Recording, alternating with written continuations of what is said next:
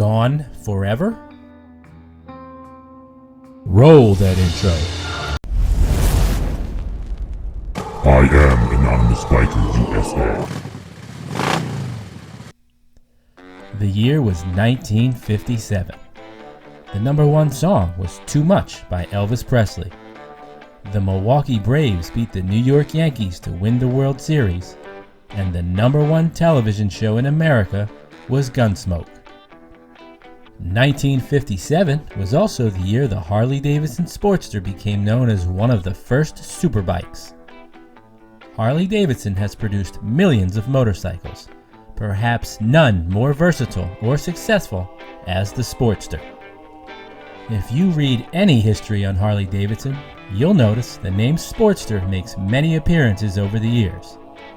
The Sportster has made its mark in every niche of motorcycling: hill climbing, drag racing, land speed racer, ice racer, road racer, flat track racer.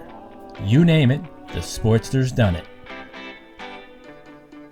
The Sporty's versatility is so vast, it can be bobbed out and be the most sinister bar hopper there is, or it can be a bare-bones stock version and used as an excellent entry-level bike. In 1970, it was a Sportster's motor that set the world land speed record of 265.492 miles per hour by Cal Rayborn. Al Rayborn of San Diego drove the Dennis Manning Streamliner to a new land speed record of 265 miles per hour.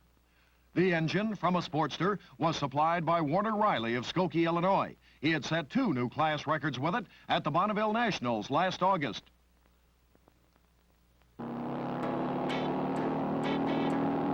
Also in 1970, Tom Reiser won both drag and hill racing titles on Sportster-based platforms. We're here at the 44th running of the Devil's Staircase Hill Climb. Tommy, you're an old-time veteran here. When did you start running this thing? Well, my first climb here was 1957. I think that takes care of the age.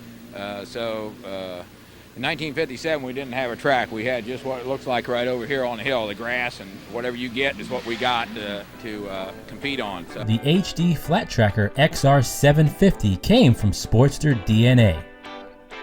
Why is such a small motorcycle so powerful in HD's history?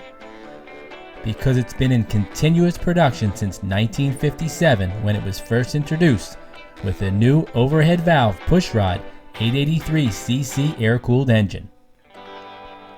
The Sportster has been in continuous product development and improvement for over 60 years. That makes it one of the longest continuously produced motorcycle models in the world. In the first year of Sportster production, only 1,983 Sportster XL were built. 1 year later, in 1958, the standard XL was joined by the XLH, XLC, and XLCH, which all had higher compression ratios. The XLC was a racing version, and the XLCH an off-road version.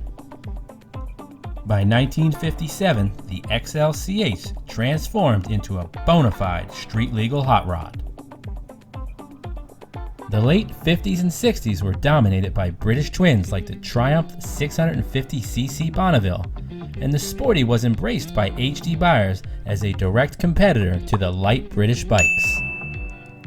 1960 saw the Sporty production increase by 40%, and by 1967 the Sporty was highest in production, only behind the top-of-the-line Electroglide. By 1970, the Sporty was king, the highest produced model in Harley Davidson's fleet. By 1974, Sportster Mania was in full effect, in the wake of displacement being ramped up from an 883 to 1,000 cc's in 1972. In 1977 and 78, the Sportster had a cafe racer version, and a touring version with saddlebags, windshield, padded seat, and slightly larger fuel tank. 1986 saw a refreshed version of the 883 and the introduction of the 1100cc engine, both based on the all-new Evolution engine born in 1984. All still running 4-speed transmissions. 1988 saw 3 versions of the 883, and the 1100cc saw a jump to 1200cc's, and the low-seat hugger was first unveiled. 1991, the 5-speed transmission arrived, along with belt drive on the 883 Deluxe. As the years progressed, many improvements were made, like crankshaft, front brake calipers, wheel bearings, and improved intake and exhaust, adding more power. The engine also received internal upgrades as the Sporty entered the 21st century. 2007 brought us the edgy design of the XR1200 and many submodels, giving it a huge appeal to a larger customer base. The years rolled on, offering the 883, 1200, 48, and the Roadster. And now we arrive into 2021. The Roadster is no more, and the future is a question. Will the longest continuous model in the Harley Davidson lineup be gone forever? They have an end date of 2021 in America, and it's already confirmed that they will not be updated to meet Euro 5 standards. So it appears 2021 may be the last song for the 48, 883, and 1200 before they become a distant memory. This all leads to the possible replacement with a custom 1250 with the all-new Revolution Max motor, or a new air-cooled V-twin with variable valve timing in 2022.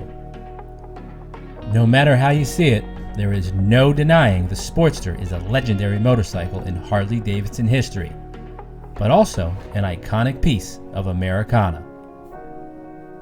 Don't forget, I am Anonymous Biker USA.